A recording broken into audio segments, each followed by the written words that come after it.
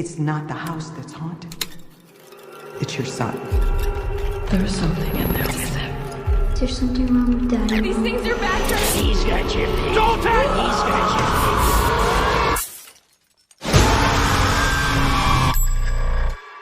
baby. Our family has been through a lot together. You told me that when I was 10. I was in a coma, but I don't remember being sick. We're ready to forget. Ever since then, I see crazy stuff in my dreams.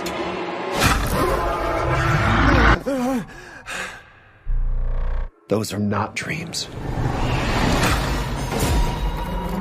It's happening again. Something is following us. I'm gonna need you to remain still. Hello? Hello?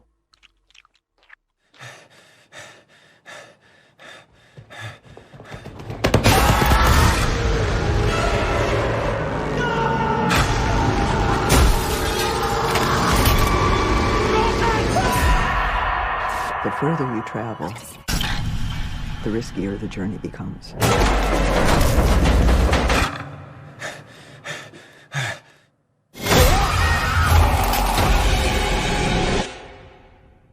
Hello, everybody. Welcome to the latest episode of Fresh Cuts. This is Mike.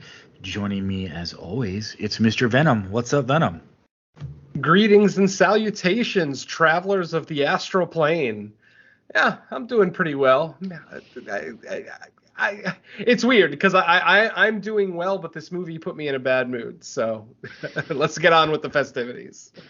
Yeah, would you like to say you'd prefer to get further away from this movie? And your dad jokes, yes. All right. Also here, as always, it's Don and Ellie. What's up, Don? Hey, what's going on? I don't know if it's always happy to be here with that introduction, but yeah, I personally am, always glad to be here. Cool, good to know. So this episode, it should come as no surprise, the theatrical release, the latest in the Insidious franchise, Insidious the Red Door. We can never say for certain it's the last one, but I mean they kind of. It certainly presented feels it as it, This certainly feels it for what it's worth. This one certainly feels it. Yeah, for sure. So, IMDb, the synopsis. The Lamberts must go deeper into the further than ever before to put their demons to rest once and for all. If that sounds like a boring, generic, uninspired synopsis, oh, just wait. So, let's get into our general thoughts on Insidious the Red Door, and I'll start with Venom. Venom, what did you think of Insidious the Red Door? Well, this movie now has a very prestigious category that I've now added to it. So now, when you go to the dictionary and look up unnecessary sequel, you will now see a picture of Insidious the Red Door. Holy shit, this movie. What an absolute pointless fucking movie. I'm not going to say it's the worst movie ever. It's not even the worst movie I've watched this month, but it is probably the most color by numbers Insidious movie ever made. It adds nothing to the franchise. And I sometimes that's hyperbole when I say that it literally adds nothing. No, my friends, I'm being very fucking literal. This adds nothing to the Insidious franchise. We get nothing new out of the lipstick demon. We get nothing new out of the Lambert family. It just, wow. And this movie is just, it's basically like, do you guys remember when Insidious was a horror franchise? Remember like back in 2011, the glory days when Insidious was an actual horror movie? Yeah, I don't know what this was. Yeah, basically the first two. I still enjoyed 3 and 4 for whatever reason. I am an Insidious kind of enthusiast, if you will. I love the first 2 movies. I absolutely adore them. And I tend to give the rest of the movies in the franchise a little bit of levity because I'm such a fan. But yeah, my friends, this franchise has definitely lost its way. This was just as I've already said, an unnecessary, dull, lifeless, spineless movie that it just, like I said, it offered nothing whatsoever. And this is Patrick Wilson's directorial debut, and I'm gonna try not to blame him because he ultimately I don't think he wrote it. I think Lee Winnell still wrote it. I didn't actually look. Yeah, Lee Winnell still wrote the movie. So I'm gonna put it more on him because he's been writing this franchise since the beginning, or at least since the second film at the very least. And he's kind of been the heart and soul of this franchise. And wow, I'm sorry, I just like I've seen cash grabs before. I've never seen such a blatant cash grab. This movie, as I said, it did not need to be made. It wasted an hour and 45 minutes of my life. And this is a franchise I like. I usually defend this franchise, and I just can't defend this movie. About the only thing I will say that I really enjoyed about the film was Sinclair Daniel. Kind of our female lead in the movie. I dare not call her a love interest because technically she's not a love interest in the film. She may become one after the events of the film are over. But as far as in this movie, she's just a friend. But my God, just some of the ridiculous, suspension of disbelief that you have to go through. The whole thing with, them being hypnotized, and it's like, and then it just kind of shows that their hypnotist sucked because literally the kid draws a picture and suddenly he remembers everything he was hypnotized to forget. The movie has plot holes all over the place. It doesn't make sense that this family broke up after everything that they've been through because mom and dad are kind of separated when this movie starts. And it just seems like, considering they didn't lose any of their children, it does seem odd that they're not together anymore. Even Patrick Wilson, who I usually love, could not save this movie. I don't know, his character felt lost in this movie half the time. And he kind of is, because he's trying to figure out, what it is that, was kept from him and, why he's having these weird feelings that he's having and hallucinations and everything else. But man, I'm sorry, but this movie was just dull. In between college freshman life, they tried to pepper in some horror stuff, but the jump scares are incredibly predictable, as always. I mean, it's a jump scare. And I also noticed there wasn't really all that many. Maybe it's just because I've been desensitized to the Insidious / Conjuring jump scares that I just barely noticed them in this movie. But yeah, I feel like they were trying to make a psychological thriller based around the further, but not a horror film. Even the lipstick demon is so disappointing in this film. He doesn't really get a chance to shine at all. We don't get a great jump scare with him. Just nothing. It's really too bad. So yeah. Insidious the Red Door is now the sheer definition of unnecessary sequel. I'm done for now. All right. I'll kick it over to Dawn. What were your general thoughts on Insidious the Red Door? I didn't have as bad a time with it as Venom, but I'm not overall too far away from where he is. And I'm kind of struggling to find something new to bring to the table, but I'll just hit the bullet points of what he covered. Unnecessary sequel, completely overdone plot points, lack of jump scares, very little atmosphere. No real advancement with any kind of storylines that we've already seen done time and time before. No real interesting characters to root for. Let's see, what else did he mention?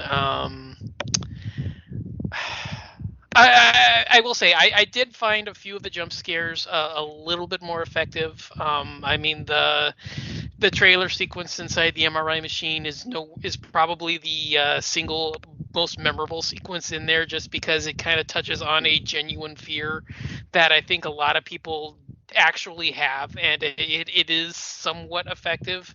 Although why they included just damn near the entire sequence as the trailer kind of baffles me. I think if you actually kept the reveal off of screen and kept those last 3 seconds off of it when the demon kind of comes out of the darkness, and it's just one of those, is he actually seeing things or is he not? I think it would probably have maybe a bit more effect, but I mean, yeah, none of the demons here have any kind of great sequences. None of the, ones that we actually find, because they don't really introduce anything new, which is one of the series' hallmarks, in that they always seem to introduce some new impressive demon every film. Part 1 had the lipstick demon. Part 2 had the bride. What was the one in 3? I always forget the one in the asthmatic old man. The asthmatic, yeah, that guy. And then the 4 was the key demon. Yep. So yeah, I mean, they always usually introduce something cool in each one, and we don't really get anything cool here. I mean, I'm kind of struggling to even remember the new big bad that they brought in for this one, because a lot of it is just bringing back the series' greatest hits. But yeah, I mean, I don't have anything new to add. I will say it's probably my least favorite of the sequels, although I will want to revisit. I do want to revisit 3 and 4, just because I do want to separate where they are, because 1 and 2 are the clear favorites, and then 3's maybe a step below, and then 4's probably in between 3. I do like 4 more than 3, but I do want to revisit them just because I've seen them once each, so I do want to revisit those at some point. But yeah, from what I remember, very little of anything here is expanded upon further. There's very little new information that's brought to the table. I can't say I hated it, but I can't say that this is really worth your time. I mean, I'm probably maybe one of the ones on this group that actually is an apologist for this jump scare factory kind of style. But yeah, there's very little here that I found enjoyable or interesting. So yeah, again, I'm probably sure we're gonna end up making this the keyword of the day. Unnecessary sequel is pretty much exactly where this one lands. So I'm gonna stop here and let Mike have some thoughts, because I'm pretty sure that we've taken most of his just by default. Yeah, so I pretty much am in agreement with both of you guys. So I'll say the one thing that kind of hasn't been touched on, or maybe indirectly it has been, but to me the biggest cardinal sin this movie makes, and a lot of times this can happen with franchises once they start getting very deep into how many entries. The majority of this movie is spent with the viewers knowing more about everything going on than the main characters, and that's a problem, because when you're in the 5th entry of a franchise and they're not really bringing anything new to the table in this, there's no new aspects of anything going on, no new creatures really, nothing new about the further, nothing new about how anything works. So basically the viewer is sitting there for the first 90 minutes. We already have all the information needed, yet we have to sit through the characters trying to slowly piece together their memory because of the botched hypnotism done at the was that opening, was that the end of the part 4? Because I've only seen them all once except for the first one. I thought that was the end of part 2. Was it the end of part 2? Okay. I could be wrong. I haven't watched them in a while, but yeah. Yeah, I'm like Mike. I've seen them once, and then the original's the only one I've seen multiple times. Okay. Yeah. And to me, if you're gonna do that in a movie, I can understand maybe the first act, but this is pretty much primarily the entire movie that the main characters are trying to figure out things the viewers already know, and it just kind of neuters everything, because it means we already know everything that's coming. Every time an astral projection happens, we know what it's going to lead to, even though the characters are walking around dumb, they don't get it. I agree that it's they attempted to do some of the greatest hits from the earlier in the franchise, but even those characters like in the further get such little screen time and such a little importance really that I don't understand. Like, I don't understand how someone saw this script and thought this would be an interesting enough movie. It just seems like, and I know like there's kind of been a discussion on like horror social media lately about like the term cash grab and does it really apply. To me, this definitely applies because other than banking on the name Insidious, drawing people out, and according to the box office, it actually did. It was the #1 movie of the weekend, so it's not like business wise. It was a bad decision to go forward with the movie, but like as far as attempting to make a quality entry, I just don't see how someone saw this script and thought it was enough. It's just a very bland, generic. It's almost like It's almost if I didn't know any better, I think this would have been written during the writer's strike. Yeah, someone who, or like a chat GDP. God damn it, I can't even say it right. Let's say AI. I think it's chat. Like an AI trying to write a Insidious script based on like a few aspects from the other franchises, and this is what they spit out. There's no soul to it. It's just, man, like by the time we get to the third act, I'm just like, is this really like the culmination like now? And it just, I don't know. It feels like we didn't learn. We just got nothing new or interesting out of it. And what because some people asked my thoughts, and I was like, if you're a fan of the franchise, I always say, like, I always tend to be a completist. Like, I'm going to go see, or even if it's not in the theater, I'm going to watch like the following entries in a franchise, even if it's out of curiosity. So I would say if you're a fan of the Insidious franchise, sure, go ahead, but I would say expect one of the lesser entries, like in the lower half, if not the lowest, because this might be the least ranked, but that's obviously going off memory, having only seen them all once. But I don't know, man. I left the theater like, if that's not a sign that the franchise is DOA, at least until you get some new blood in here, maybe in a decade we'll get a total reboot, because Hollywood likes to do those, maybe. But yeah, this has now become one of my most this is probably going to be one of my most requested reboots in about 3 or 4 years. Yeah, I don't even see how you justify a part 6 versus actually just rebooting the thing after this, because man, this is just such a downer.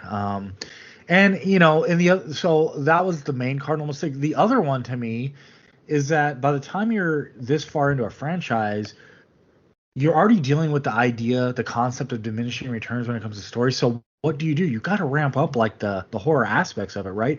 Get them into the further and let's do some stuff. Let's get creative. There was nothing. Like, they kind of walked through the further with, our smoke effects, and occasionally something would jump out at them. But other than that, it was like, is that all you're going to do? Like, it's almost like going to see a Saw movie with like 1 or 2 traps throughout the whole movie, and that's all you got. Like, by the time you're at Saw 20, you need traps like every few minutes to keep us interested. I don't know. To me, that it just failed on all levels. The score was good. I mean, Insidious I think most of the movies use pretty much the same score, so I'm always down to hear that booming in my ears when I'm at the theater. It looked pretty. Like, obviously they know what they're doing with cameras, but man, other than like, I guess the aesthetics of, it's an Insidious movie, there just wasn't a whole lot to go on. I'll say I agree with Venom. The friend interest, we'll say, not the love interest, but the friend interest. Yeah. I thought she was really good. She was kind of like a welcome new addition to the cast, or to I guess the Insidious family. I found her role interesting to see like how she would factor in all this.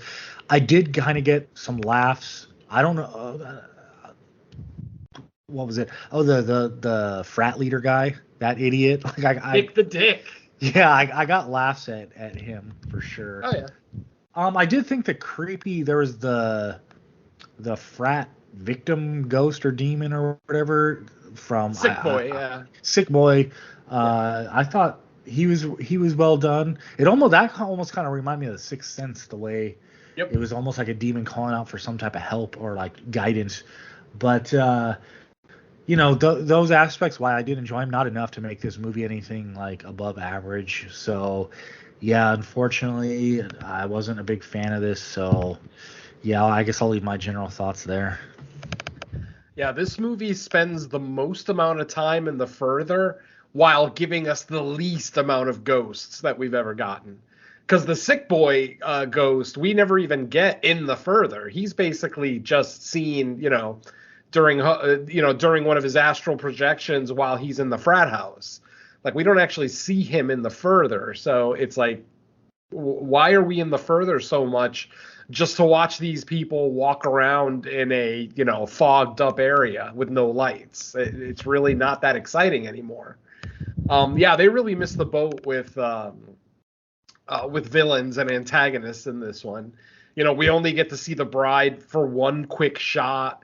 Obviously the lipstick demon is the main baddie, but he just felt so neutered in this movie. It was almost pointless. And apparently the lipstick demon can be beaten by a college freshman's paint. I'm sorry. This whole concept just seems so ridiculous to me. And Mike is 100% correct. How are you going to have a fifth entry in a movie where the characters in the movie don't know what the fuck's going on, and we have to sit through this shit all over again of them learning what the further is? Obviously, it's quicker now than it was in the first movie, but it's still just an absolute drag to have to sit there and, see these people get re-indoctrinated into, the whole further and the belief of that further. And even, characters in the movie remembering events from previous movies, events that we've already seen, that we're already very well familiar with, and having to watch them again, from the guise of a different character. Like, the camera is basically a different person this time around. I thought they did it expertly with the first two movies, where, one scene in particular, a door knock scene, occurs in both movies, but it occurs from two different aspects. One from inside the house, and then in the sequel, they did it from outside the house. But that was clever. I thought it was cool. This one, there was just nothing clever to it. What little bit of wit we actually get in this movie is all from Sinclair Daniel. Chris, our friend. And I also cannot believe that there is an actual college or university in this country that would force a girl to live with a guy in his dorm, even for one night. It seems, the amount of lawsuits that could stem from that. And yeah, this guy isn't creepy at all. He has nightmares. He talks to himself. He draws fucked up, creepy pictures. Oh, but yeah, I'll spend the night with him in the dorm, unprotected. Rock on. Yeah, so like I said, the suspension of disbelief in this movie is just way too much.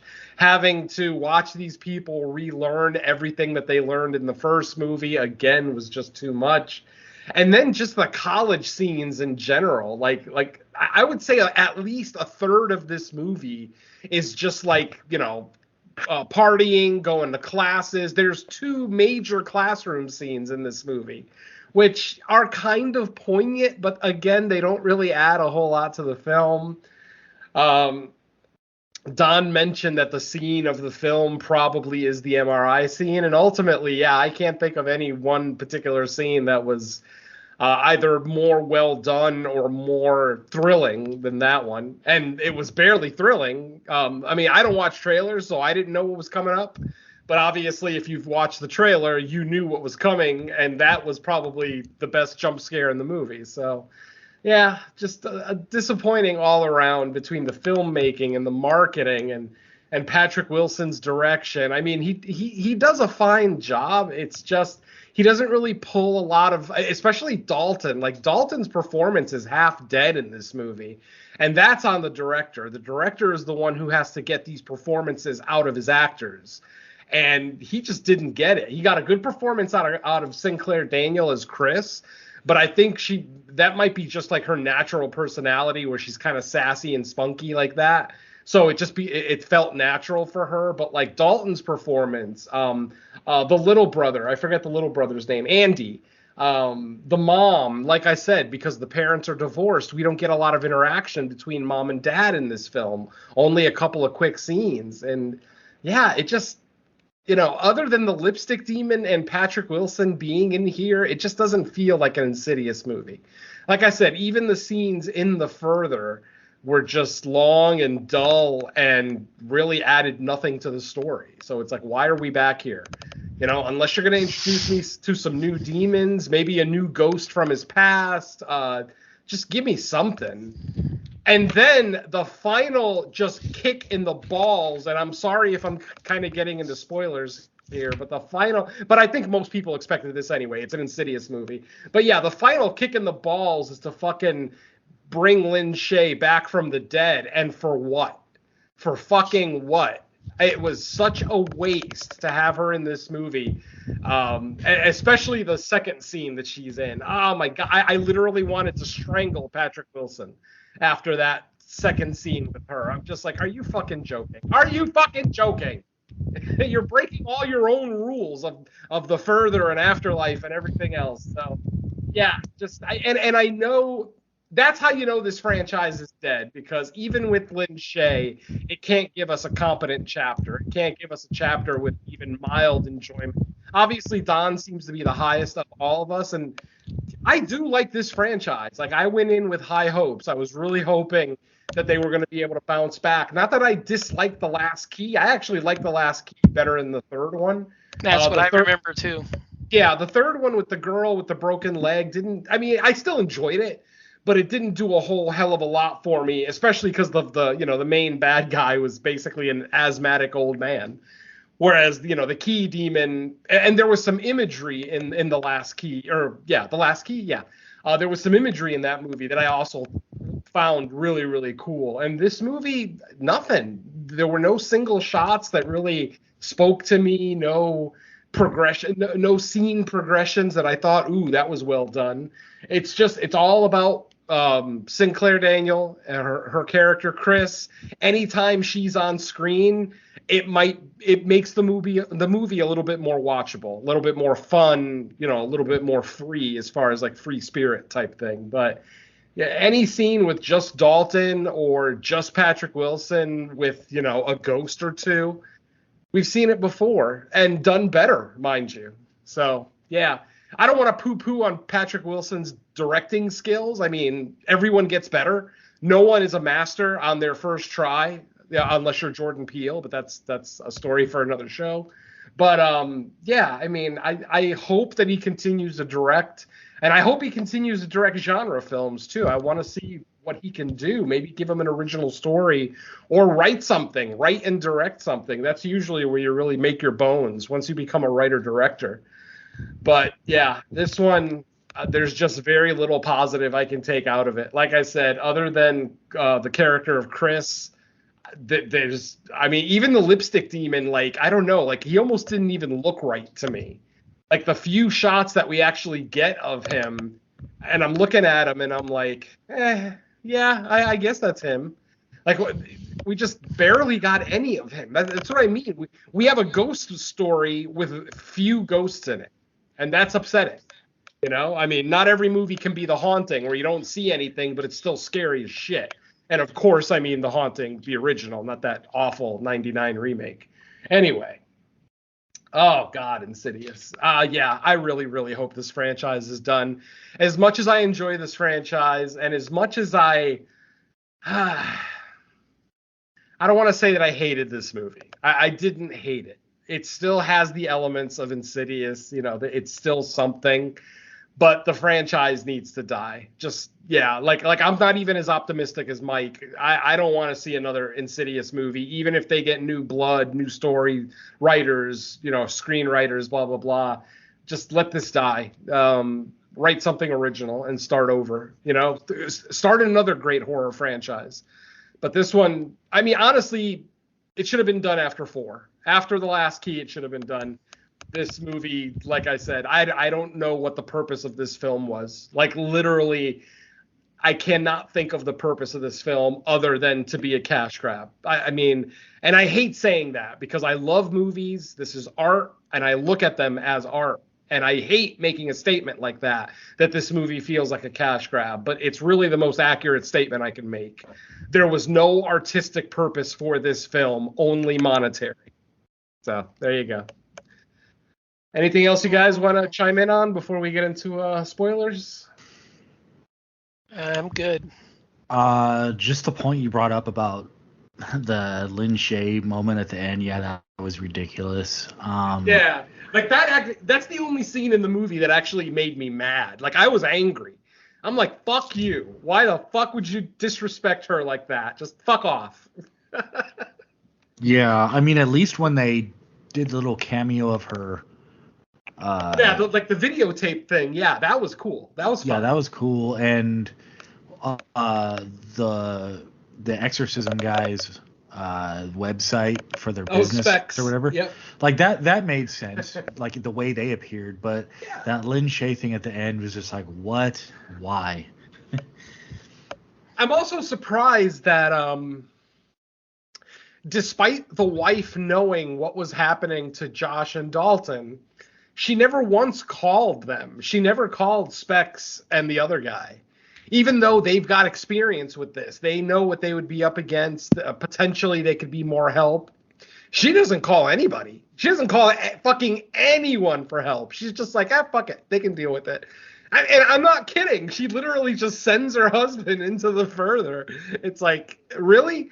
Last time you all almost died and you had professional help, and now you're just going to go into it by yourselves. So, yeah, just more reason to dislike this movie.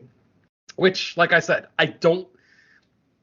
as a whole, I don't dislike it. I just will never watch it again, and yeah, hope that we don't get another one. I don't know what else I can say. I feel like I'm repeating myself, but this movie's so dull and unnecessary. All you can do is repeat yourself. So, all right, folks. Well, I guess that is going to be your final spoiler warning. This is going to be an incredibly incomplete walkthrough because it's dull as shit, and I don't care very much, but I'm going to do my best. Our movie opens up at a funeral, and it is, of course, the funeral of Patrick Wilson's mother, Josh Lambert's mother. In the film, the woman who, that we saw in the first two movies, who had a prominent role, especially in the first one. It's basically her funeral. And then we get a time jump. Like the time jumps like a few years. Well, actually, before the time jump, we do get to see one more scene in the past. And that's the scene where Josh and Dalton are both hypnotized to forget everything that occurred over the last year. So everything that they dealt with in the first two films basically was wiped from their mind. But because of that, it kind of caused like anxiety and things like that in both Josh and Dalton, because especially for Dalton, he misses an entire year. He's like, he even has a conversation in the film when he's talking to Chris about, I don't remember my 10th year. I don't remember being 10 years old. It's like I was supposedly in a coma, and then when I woke up, I was 11.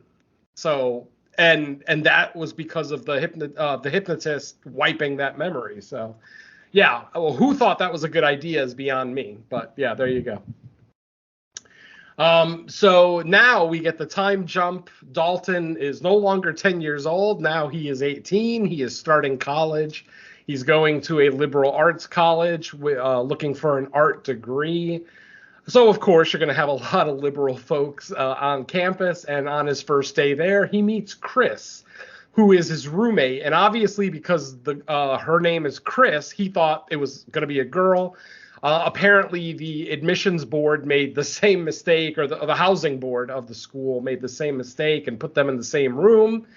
As soon as they figured out, the mistake, Chris goes to the administrative office to try to, correct the situation. Unfortunately, she's told that they don't have anywhere for her to stay tonight. So if it's not a problem, if she could just go ahead and stay with Dalton. for one night, and then they'll take care of her housing situation the next day. Like I said, I can't imagine that would ever happen in a reputable college or university in this country. Just the sheer amount of lawsuits that could potentially stem from something like that. God forbid something I think this happened. only exists in penthouse letters. Yeah, thank you. There you go. Exactly. Penthouse forum. So anyway, and Chris and Dalton spend that first night kind of getting to know each other, blah, blah, blah. And, Chris, like I said, she seems like a really cool chick, like, very sassy, outgoing, kind of fun too. Like, she has no problem playing practical jokes and, fucking around with the frat boys. Literally 2 minutes after walking into the frat house, her suggestion is, let's go look through all their shit, and I like that. That's, it's not malicious. It's not like she's going to destroy anything or steal anything. She's just curious. So you kind of get endeared to that character fairly quickly. Okay, so on Dalton's first day at school, he has an art class with a very sought-after professor, someone who he's very excited to be learning from. And she basically challenges all the kids in the class. She has them pull out an art piece that means a lot to all of them. Either something that took them a long time or something that they're very, fond of, that they're close to, whatever the case may be. She goes to the first kid and says, interesting how it looks like a photograph. And the kid says, thank you. The teacher instantly is like, that was not a compliment. It looks like a photograph, but it's a drawing. That's not a compliment, my friend. And then she tells him to tear up the art. The kid is like, this took me, blah, blah, blah amount of hours to do. It was my heart and soul poured into this art. And you want me to just destroy it? And she said, yes. Because that is the nature of art. We destroy, erase, and improve. And he refused to destroy it. So basically, she just kicks him out of her class. She kicks him out of her class. And then she continues to talk. And then we hear a rip in the background. And it's Dalton. And he's torn up his picture, the one that he pulled out, which was actually a hand-drawn, really nice charcoal picture of his grandmother, of the woman who just died at the beginning of the film. And he just tears that up like nothing. The teacher at first, gets upset with him. Like, why would you tear up that beautiful picture? But then, she realizes, what's going on. And she tells him to tear it up one more time just for good measure. And he does. And, they have kind of like a nice little bonding moment there. But in class that day, she tells them that I want you to wipe your minds clean. And I want you to just draw a figure, draw whatever comes to mind. And she has everyone in the class close their eyes while she counts backwards from 10. Now, anybody who's familiar with the Insidious franchise knows that Dalton and Josh don't usually last a 10 count. They usually fall asleep before they get to the 10 count. So she does the 10 count. Dalton doesn't actually fall asleep necessarily, but he does close his eyes and he gets an image in his head, an image of a red door with someone in front of the door, someone standing in front of it, potentially holding a weapon. We're not sure yet. The figures are all blobs at this point. He actually, he hasn't added the detail yet, blah, blah, blah. So the movie continues to go along. Josh and Dalton, father and son, they have a strained relationship. They have some back and forth throughout the film, throughout the first half of the film, I'd say. Eventually, once Dalton and Josh are both given the information that, yes, you can both travel through, the astral plane. And that's where we see Lynn Shay again for the first time. It's basically just a video that someone took of her explaining astral travelers, astral projectors, things like that. So, and it's good. It's a good refresher, even if you're familiar with the franchise, it's always a good refresher, especially when it's quick and when it's delivered by Lynn Shay. So yeah, that's acceptable. At this point, Dalton starts to kind of buy into the astral projection thing, and he ends up falling asleep while painting in his room one night. And we get the same kind of tension and setup that we're familiar with. He wakes up, Suddenly the world is colorless. It's like a single tone. There's fog all over the ground. And then he gets up to walk out of the room. He looks back in the room and sees his sleeping body still in the chair in front of his artwork that he was working on. He then ends up going upstairs to Chris's new room. As it turns out, Chris has been moved to the room directly above theirs. That's convenient. So, Chris just, he's not really understanding what's going on. This is the first time that he doesn't understand that he's, projecting or, leaving his body necessarily. This is just kind of his learning experience. He ends up going upstairs and playing a couple of notes on her keyboard thing, and which frightens her. Her being frightened ends up frightening him. He ends up dropping the keyboard, running out of the room, closing the door behind him, even though he's completely invisible. She starts to realize that, shit, was that him? Was he fucking with me? Only because of some of the conversations that they had on their first night in that room together. Some of the conversations about being in a coma when he was 10 and losing an entire year of his life and blah, blah, blah, blah, blah. She ends up going downstairs to Dalton's room. Dalton instantly admits it, and this is another thing that I kind of like about this movie is that Chris isn't the skeptical friend. I know longtime listeners know how much I get sick of skeptics in horror movies. I know it's basically a requirement for a lot of horror films now that they have to have a skeptical person that, makes fun of someone who says, oh, there's a monster in my closet or there's a ghost haunting me or whatever the case may be. But Chris is very understanding. Right off the bat, she believes everything that Dalton is telling her. And then, with that situation on the second night when, she's visited by his, astral projection, she starts to buy into it more and more. He starts to talk more and more about his coma and some of the things that he saw, blah, blah, and some of the stories that were relayed to him, what he remembers anyway. Don't forget, this is post-hypnotism. Let's see. And then Dad basically decides to get therapy. So Josh decides to see a doctor. First he sees, a physical doctor to make sure that his body and mind are physically fine. And that's when we get the MRI scene and, we get the jump scare as we see in the trailer. He ends up getting out of the MRI machine. The doctor claims, no, you've been asleep for the last 5 minutes. You weren't yelling. I just decided to let you sleep because you seemed comfortable.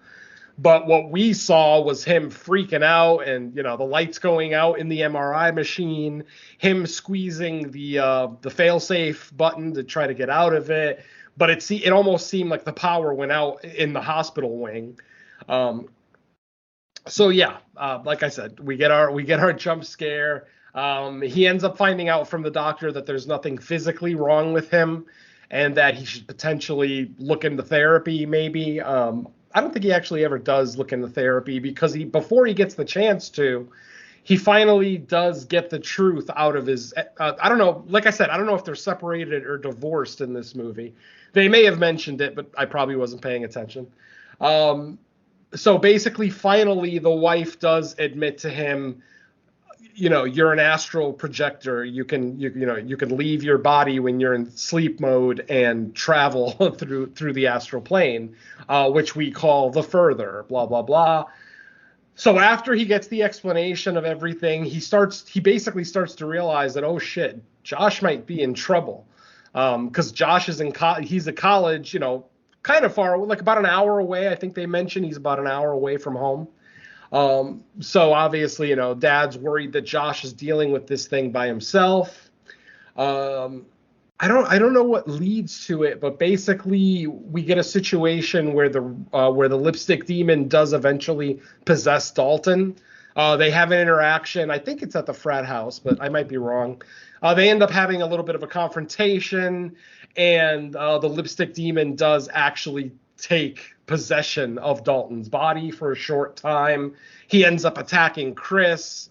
Blah, blah, blah. There's multiple flashbacks throughout the movie. Like I said, scenes that we've seen from previous movies. We get to kind of rewatch the scene where Josh while possessed by the bride, is basically attacking his own family, going after them. And throughout the film, too, Dalton is adding more and more to the piece of artwork that he's working on. So it starts to get clearer and clearer what's actually happening until finally at the end, when he's done with the artwork, he sees that it's his father standing in front of the red door, holding a hammer and looking very menacing in the picture, almost like he's trying to attack. And then, the memories start kind of rushing back in.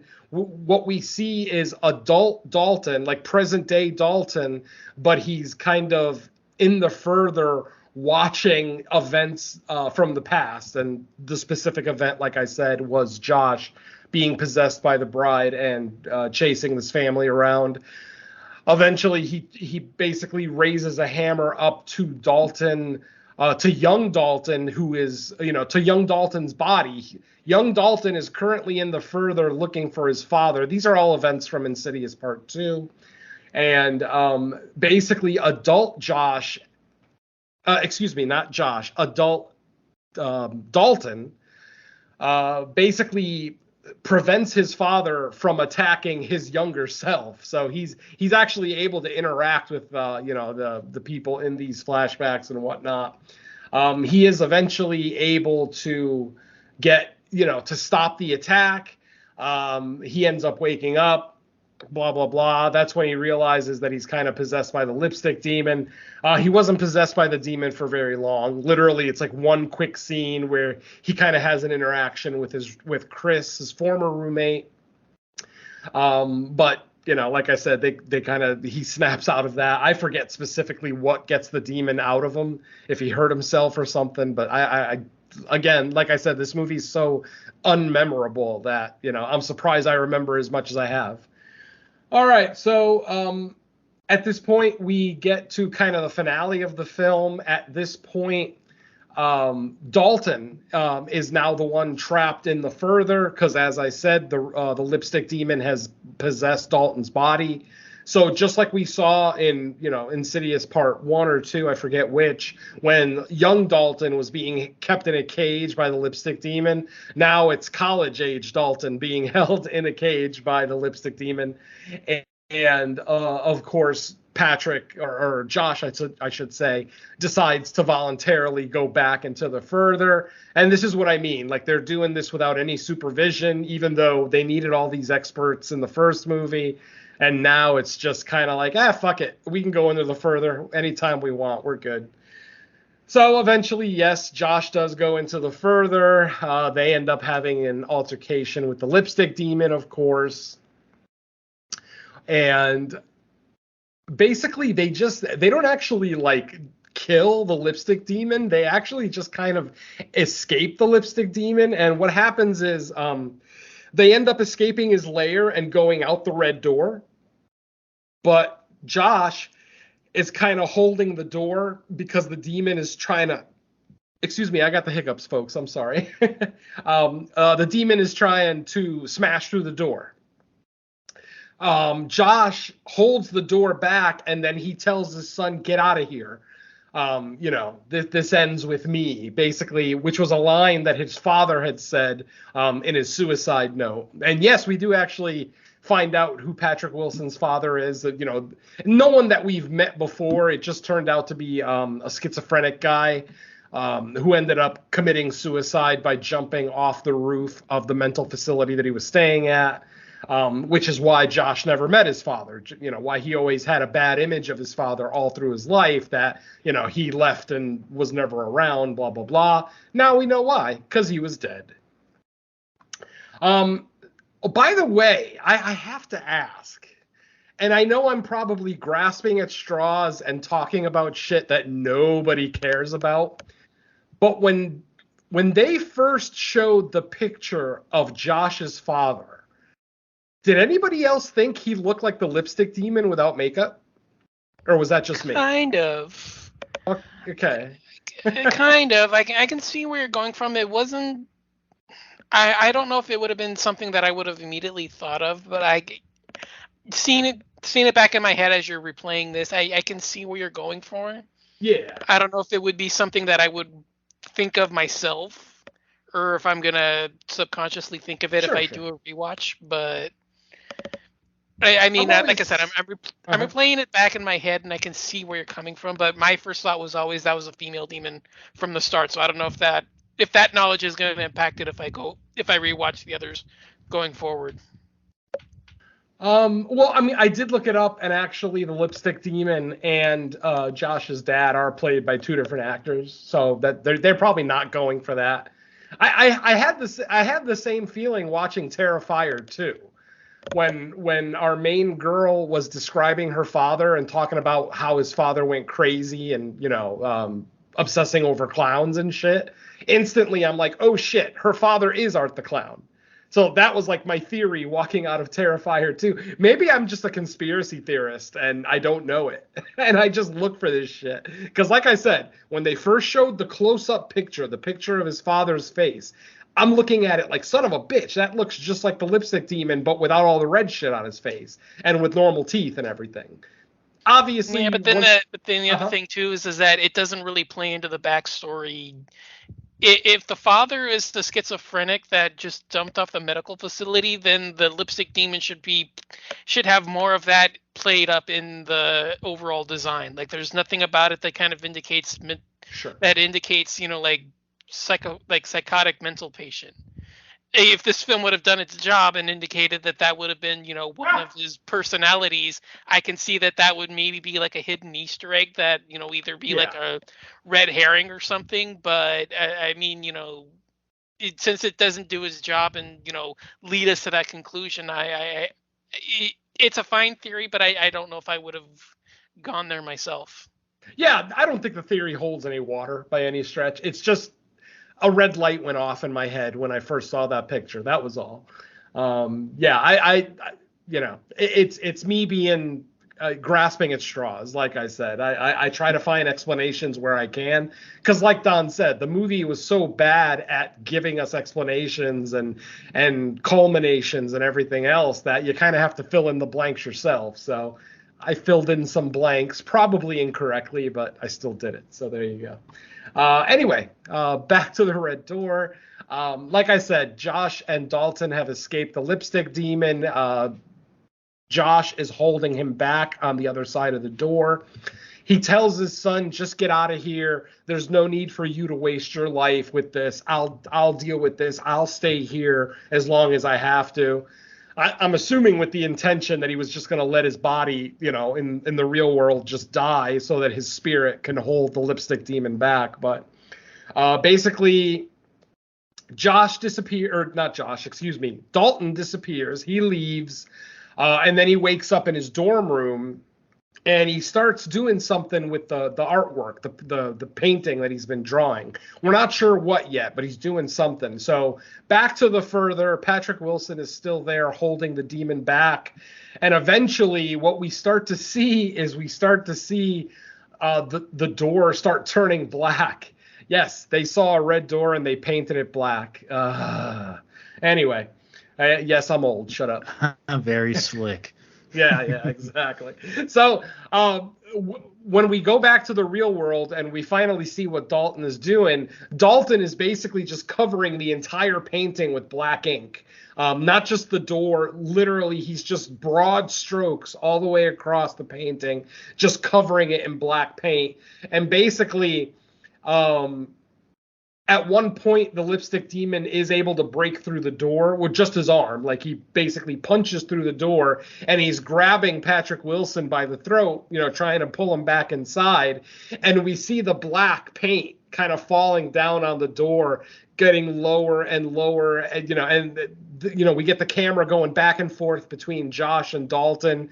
Dalton is, painting black over the artwork, while Josh is dealing with a ever-shrinking red door. Eventually, the red door is completely gone, and when we go back to the real world, we see that that Dalton's painting is completely black. So that alludes to my comment earlier where I said an 18-year-old artist can beat the Lipstick Demon with black paint. There you go. And that's exactly what he did. He defeats the demon, or should I say they escape the demon. As soon as the door is completely black, Patrick Wilson's character basically gets up and leaves the further. He wakes up back with his body at his ex-wife's house, blah, blah, blah. Everybody's happy. Dalton has been saved. The younger brother didn't have really any role in this movie other than just a couple of phone calls that he had, but otherwise he was just a decoration. Same thing with Mom. Even though Mom did have some poignant moments later on, she was still basically a decoration in this movie. And then the only thing that we get as a post-credit scene is we get a shot of the door painted black, and then we see the light above the door just flicker on. Like it's off when the camera first shows it, and the light flicks on, and that's it. Fade to black, and that's our movie. So yeah, not much of a post-credit scene. Nothing worth staying for. It, like I said, it's just a quick image of the once red door that is now black. Yeah, that's it. With a flickering light. So in the further, they don't change their light bulbs very often, I guess. yeah. The bride hasn't paid the power bill in the further for decades. So. Get on your job, woman. That's what we pay you for. Really? What the fuck? As I was doing the walkthrough, one of the things that I really miss, and I don't know if you guys miss it. You might think it's stupid and hokey, but I always enjoyed it. Those scenes in the first two movies where they would be in the further, but there would be other people there in the further, and literally the camera would flash and suddenly their head would be turned and they'd be smiling at you. Like just little creepy shit like that they did in the first two movies. I missed it sorely in this one. Like I said, the further was. Go ahead. I was going to say, could be budget. I mean, it was probably shot during the pandemic, so they probably didn't want to bring that many people together. That's possible. Yeah, I could see that. I mean, other than the party scene here, we don't really see big crowds of people in the movie. And even the party scene isn't all that populated, honestly. Yeah. Kind of an underwhelming frat house, to be honest. Yeah, very much so. But it's a liberal arts college, too. So It's not like they're a bunch of jocks. I mean, look at the frat leader, Nick the Dick. He's basically like 5'6", 104 pounds, soaking wet. Yeah. Okay, can I go home now? I don't want to talk about this movie anymore. Yeah. There's really not much else to be said. Like we've already gone over, it felt pretty uninspired. Like, I don't know if there was like some type of contractual obligation to make a fifth one, so they just went ahead and did it, or they were like, hey, looking at the box office of the past entries, we know it'll make some money. But yeah, there wasn't much to this one. Very basic. And even the supposed greatest hits that you would think they have to hit in an Insidious movie, even those felt like the bare minimum effort to get those check marks in there. So just, overall not very good. Not one of the better entries in the franchise. But probably the worst, sadly. Yeah, could be. I hate to use the word worst, but I mean, what better word is there to use? It very well could be. The only reason I didn't definitively say is just the lack of memory of like a lot of 3 and 4 otherwise. But yeah, I wouldn't be surprised if on a rewatch I determined that this one was my least favorite as well. And then not exactly a very promising situation having to rewatch all of these again. Yeah. Well, figuring out that is probably not going to be a very high priority. Alrighty. Well, with that said, we're gonna get to the further, I guess, by getting out of here. So before we do that, let's find out what else we got out that can be heard. So Venom, I'll start with you. All right. Happy to announce that Creature Comforts episode 18 is available. On that episode, we looked at the new Thai creature feature, The Lake, that was just released a couple of months ago. So check that episode out. That was a quickie, one of our shortest episodes, but a fun one nonetheless. And honestly, that's about it. Unfortunately, there was a family emergency this weekend, so the main show got postponed for another week. So fingers crossed. Episode 55 or 56, whatever the hell we're up to on the main show, will get recorded this coming weekend. And that's pretty much it for me. I did record my guest spot for the Joe Blow horror show, but that episode hasn't been released yet. Once that's released, I'll go ahead and announce it. And that's pretty much it for me. It's been a slow month. All right. Don, how about you? Yeah, as mentioned, Creature Comforts is available. That one was a lot of fun, and like I said, one of my favorite films of the year, so definitely glad we got to cover it. I can finally, with good conscience, say that one of my 2 guest spots is finally out into the open, and it is the one that I'm the more proud of. It is the Road to Nowhere podcast. You can pretty much find it how it's spelled.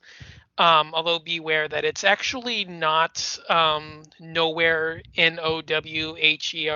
It's actually like knowledge. It's a pun. So Knowhere. Although again, it should be pretty easy to find like that. It's basically me doing a triple bill of Lucio Fulci films. The host was inexperienced in the Italian Maestro, and I did my best to educate him with looks at Don't Torture a Duckling, Zombie, and City of the Living Dead. So pretty much one of the best intros that you could think of for that kind of a situation. But yeah, it was a lot of fun. A couple of other fun little tangents we went on. This is the same guy that was on my found footage one, the one that lasted for 2.5 hours. So this was the reciprocation one. He was on mine, I went on his, and it was a pretty fun time. So if you enjoyed the found footage one, you'll enjoy me on his show. So there's that. And the other one is the latest episode of the Horror Countdown, which was a really fun time. We ended up looking at religious horror. So always a fun time looking at satanic worship and other kind of fun stuff like that. You can go ahead and find that one wherever it's available. And yeah, I guess now that that's off, I'm just waiting on the Stu World Order show, where don't know when that one's coming out, but I've been promising that these were going to be released sooner rather than later, and one of them proved true, so I guess I'm just forced now to wait on the other one. But I guess that's pretty much it for me. All right. As far as I go, nothing new to report. Venom kind of already went over. We have stuff on the close horizon that hopefully will get recorded.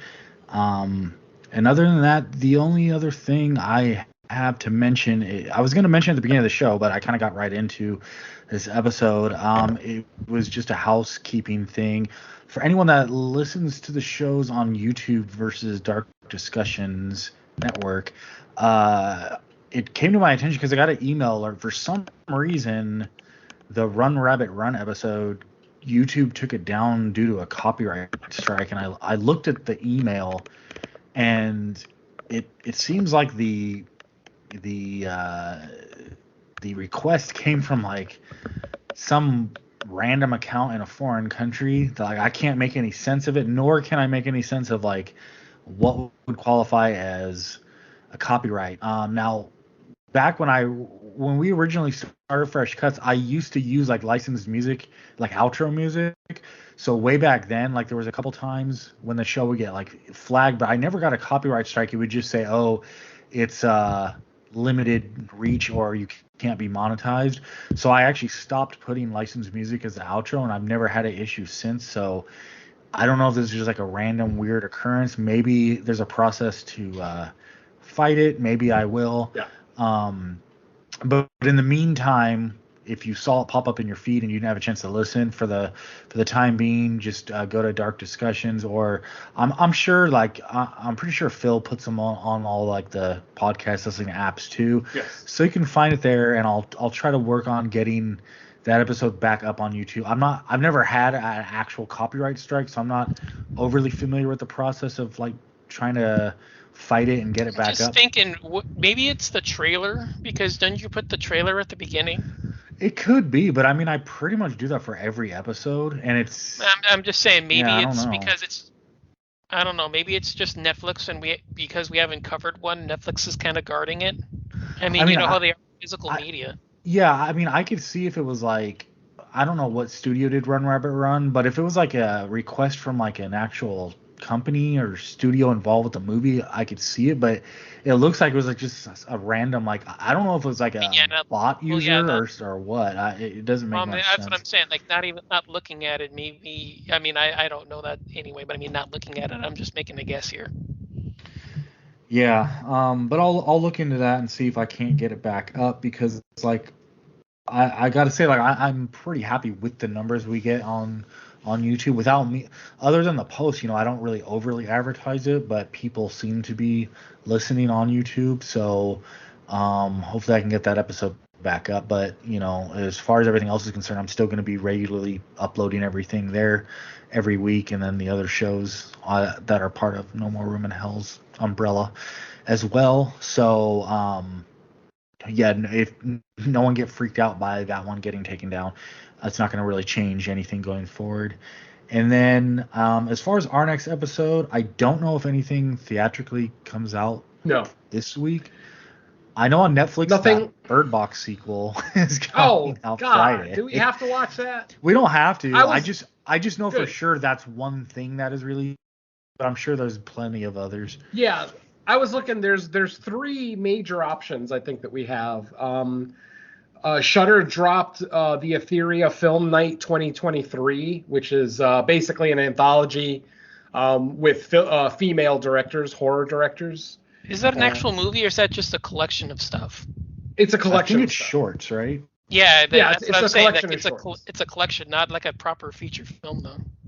But it's being presented as Film Night 2023, so I would count it as a release. I mean, I would add it to my numbers if I watched it. It's still a movie.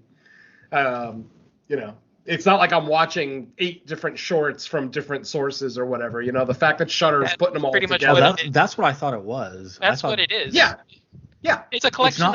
It's not like a horror anthology. I understand that, but what I'm saying is that they put them together and presented it to us as this package of Etheria Film Night 2023. It's 107 minutes long. So yeah, because you're watching it. I understand what you're saying, that it's not a true anthology, but it is a product from 2023 that was curated by Shudder and has now been released. So that's all I'm saying. So since it's not a TV series, I'm going to say it qualifies. Because what is an anthology but a bunch of short films, ultimately? Anyway, there's also The Flood, which is hitting VOD this week. It looks like a crocodile movie, or alligator. It looks like there's an alligator on the cover of the poster. I didn't read anything about it, but I know that drops on VOD this week. And then the only other thing I know of is something called the Deep Web Murder Show, which is a Tubi. It's a Tubi original. Yeah. So yeah, you get what you pay for with Tubi. So we do have options anyway. Yeah, we'll figure it out. Plus, like, there could be stuff there's always like these surprise things that drop too that like I never saw on any list ever. So. We'll see throughout the week, probably stuff getting added to various streaming platforms, and we'll figure it out. We got options. Mm-hmm. All right, cool. Well, that's gonna do it for this episode of Fresh Cuts. Thank you everybody for listening. We'll be back next week with another episode, but until then, let's say bye to our listeners. Later. Stop making Insidious movies, for fuck's sake. Yeah, keep the door shut on this franchise.